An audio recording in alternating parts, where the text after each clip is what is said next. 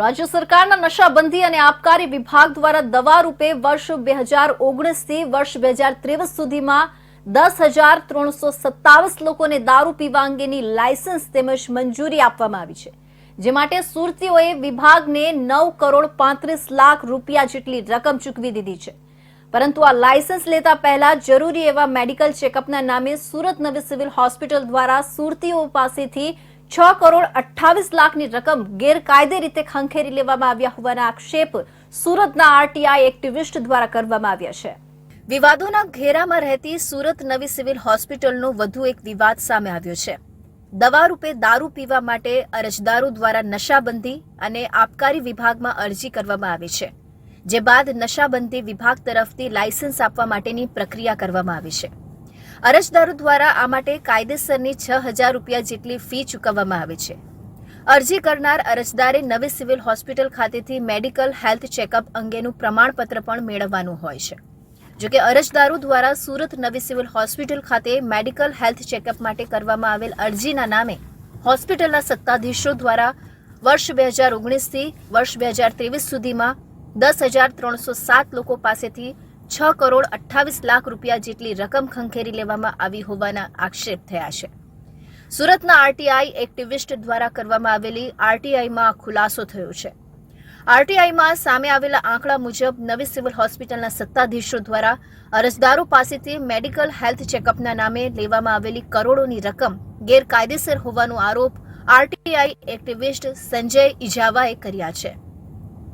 આક્ષેપ છે કે નવી સિવિલ હોસ્પિટલના સત્તાધીશો દ્વારા દારૂ લાયસન્સ મેળવવા માટે આવતા અરજદારો પાસેથી મેડિકલ ચેકઅપના નામે આ રકમ ગેરકાયદેસર રીતે વસૂલવામાં આવી છે. સુરત ની વાત કરીએ તો સુરત આબકારી ખાતું છે, એની અંદર ઓલરેડી 12,700 જેટલા લાયસન્સો ઇસ્યુ કરવામાં આવેલું છે. એટલે આ લાયસન્સ જે ઇસ્યુ કરવા માટે અને 6,000 રૂપિયાનું અલગ અલગ સ્ટેજ ઉપર અને ફી ભરવાનું હોય છે. અને ત્યાર પછી આ જે ફી ભર્યા પછી આને સીધા સિવિલ હોસ્પિટલ મોકલી આપવાનું હોય છે તબીબી તપાસ માટે. એટલે આ જે પરવાનગી છે એ દવાના રૂપે દારૂ પીવા માટેનું વ્યાખ્યામાં આપવામાં આવે છે. એટલે સિવિલ હોસ્પિટલની અંદરના જે તપાસણી કરે એની અંદર તપાસ કર્યા પછી ત્યાંથી ભલામણ કરવામાં આવે છે.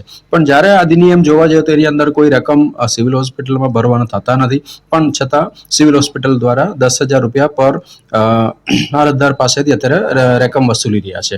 સંજય ઇજાવાએ વધુમાં જણાવ્યું હતું કે આ માટે મેડિકલ બોર્ડની અંદર મેડિકલ તપાસ કરાવવી જરૂરી હોય છે, જે દારૂ પીવાના લાયસન્સ મેળવવા પહેલા કરવાની હોય છે, જે માટે સુરત નવી સિવિલ હોસ્પિટલમાં તેની મેડિકલ હેલ્થ ચેકઅપ કરવામાં આવે છે.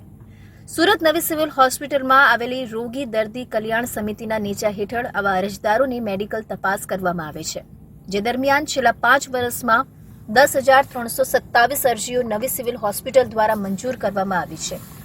જે તે અરજદાર દ્વારા 2,000 રૂપિયા જેટલી રકમ અધિનિયમ મુજબ નશાબંધી વિભાગને ચૂકવવામાં આવે છે. પરંતુ સુરત સિવિલ હોસ્પિટલમાં આવતા આવા અરજદારો પાસેથી રોગી કલ્યાણ સમિતિ દ્વારા 10,000 રૂપિયા વધારાના ખંખેરવામાં આવી રહ્યા છે, જ્યાં છેલ્લા 5 વર્ષ દરમિયાન રોગી કલ્યાણ સમિતિ દ્વારા સુરતીઓ પાસેથી દારૂ પીવા માટેના મેડિકલ હેલ્થ ચેકઅપના નામે 6 કરોડ 28 લાખ રૂપિયા જેટલી રકમ ખંખેરી લેવામાં આવી છે, જે તદ્દન ગેરકાયદેસર રીતે વસૂલવામાં આવી છે. આમ બંને વિભાગ તરફથી છેલ્લા 5 વર્ષ દરમિયાન દારૂ પરમિટના નામે 15 કરોડથી વધુની રકમ સુરતીઓ પાસેથી લેવામાં આવી છે. જો કે આરોગ્ય અને સ્વાસ્થ્યને સારું રાખવા માટે દારૂ પીવો એ કાયદાની વિરુદ્ધ છે, પરંતુ તેમ છતાં સરકાર આ લાયસન્સ ઇસ્યુ કરી રહી છે.